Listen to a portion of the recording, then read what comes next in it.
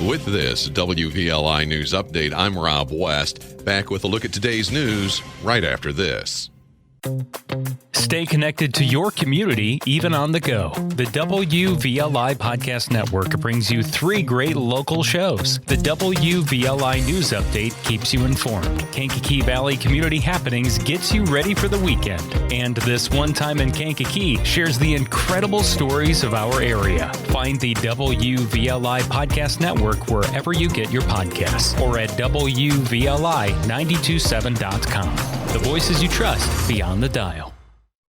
After about 4 hours of deliberation late Friday, the jury in the Xandria Harris murder trial found her guilty of first-degree murder, attempted murder, and aggravated battery in the December 2021 shooting death of Bradley Police Sergeant Marlene Rittmanic and severe wounding of Officer Tyler Bailey. Following the verdict Friday night, some 40 people or so gathered outside the courthouse to voice their opposition to the verdicts. Among those who spoke, local civil rights activist Travis Miller. When I say I'm ready to shut it down, I'm not talking about standing on sidewalks. I'm not talking about standing in grass. I'm talking about shutting down. If I got to shut down Court Street, if I got to shut down 57, I want to make these folks feel so uncomfortable, and I want to disrupt the city of Kankakee and Kankakee County. Press conference was held at the Bradley Police Department about an hour after the verdicts were returned Friday evening. Chief Don Barber had this to say. At the end of the day, there's really no winners here. Just another senseless act of violence that didn't have to happen. And I would bet if Marlene was still here, she'd be telling us all that this violence, this anger, hatred has to stop. We're better people than this. So in Marlene's memory, may she rest in peace. In the strength of Tyler's resilience, I pray that we as a community take a hard look at their sacrifices and strive to make a difference going forward. During the trial, Harris's defense attorney, Sierra Norris, argued that Harris was not guilty for her part in the fatal police shooting of 2021 because her then-boyfriend, Darius Sullivan, who actually pulled the trigger, had a hold over Harris after several years of abusing her. A sentencing hearing will be scheduled for a later date. Kankakee City Police asking for help to find a woman who is missing and thought to be endangered. Few details available, but in a Facebook post, City Police say Evelyn Alexander is hearing impaired. You can find a photo of Alexander on the City of Kankakee Police Department Facebook page. Manteno Historical Society held their 37th annual Heritage Banquet at the Manteno Sportsman's Club Sunday afternoon. Board President Jeff Jarvis gives us this year's Citizens of the Year, as well as the Lucille Thies Lifetime Achievement Award recipient. Dr. Tim Moran as the Lucille Thies Personal Achievement Award recipient. In addition, we have 2 Citizens of the Year for Manteno. Unfortunately, the first Citizens of the Year was not able to be here today because of his passing 1 month ago. And that was Franklin Weber. And our second recipient was Ken Wenzel. Jarvis added the Manteno Historical Society celebrated its 40th anniversary this year. Some 73 people attended the banquet on Sunday. Lake County, Indiana Sheriff's Police investigating a fatal shooting at an antique store in unincorporated Hebron and Lowell over the weekend. Facebook post says deputies were called to the store just after 7 o'clock Saturday night. When they got there, they reportedly found a 56-year-old woman dead, a 24-year-old woman injured. Deputies say they believed it to have been a domestic disturbance that turned deadly. The 62-year-old man, believed to be responsible, later died of a self-inflicted gunshot wound. The 24-year-old woman taken to a Chicago hospital to be treated for her injuries. Let's find out now what's happening overhead this week with our notable night sky news. Here's Madeline Shepley, astronomy professor and director of the Strickler Planetarium at Olivet. Welcome to your notable night sky news, where we update you on things of note in space in the night sky. Wednesday night would be a good time to observe Saturn, which has now come back to the night sky. Because its rings are nearly edge-on, if you have a telescope, you have a good opportunity to see some of its smaller moons, like Tethys or Dione or Rhea, as well as the dark line of the Cassini division between the rings. Then, Thursday night is the full moon of the month, and, weather permitting, boasts a partial lunar eclipse that night.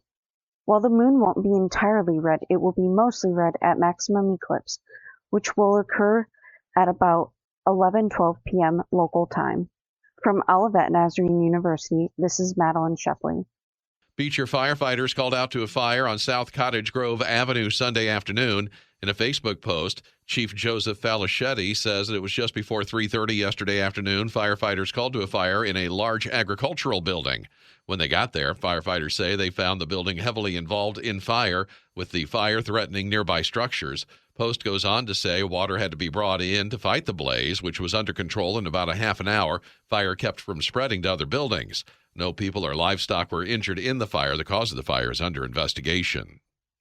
Some harsh words from Indiana Governor Mike Braun about utility company NIPSCO, calling it a monopoly and demanding power be restored to thousands of customers in northwest Indiana. Indiana News Now's Terry D. reports. As of Sunday morning, NIPSCO reported that more than 21,000 customers are still without power, 12 days after the area was hit with severe weather.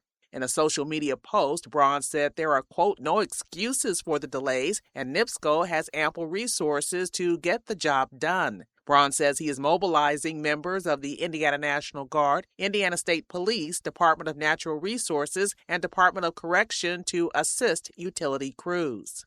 I'm Terry D. reporting. As of this morning, NIPSCO says only a handful of customers in our listening area still without power, but thousands remain powerless in Gary and surrounding communities. Some 11,000 customers without power still about 2 weeks after the storms. The Kankakee River Valley Regatta just a few weeks away, and there have been some changes to this year's event. During a recent Kankakee City Council meeting, Mayor Chris Curtis spoke about the tweaks to this year's regatta. We heard from the public.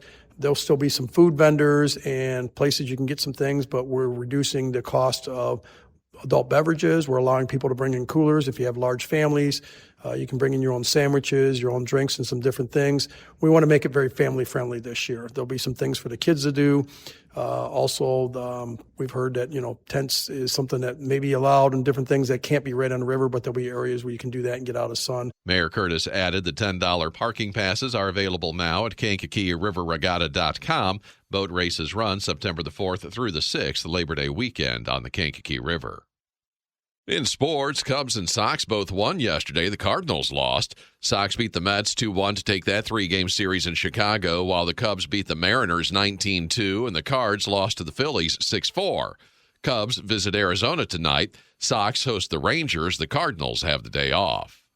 Chicago Sky lost 113-90 to the Indiana Fever Sunday. The Sky are at the Sun tomorrow night. Chicago Fire FC fought the New York City Red Bulls to a 1-1 tie Saturday. They have a Leagues Cup quarterfinal matchup against Monterey tomorrow night. Ryan Blaney won Sunday's NASCAR race. The field heads to Daytona Saturday for the last race of the regular season.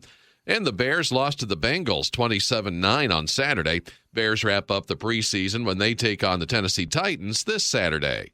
That is a look at news and sports here on this Monday morning. Have a good rest of your day. Be safe, everybody. I'm Rob West. In honor of my grandfather, Franklin Weber's recent passing, we're revisiting the pilot episode of This One Time in Kankakee.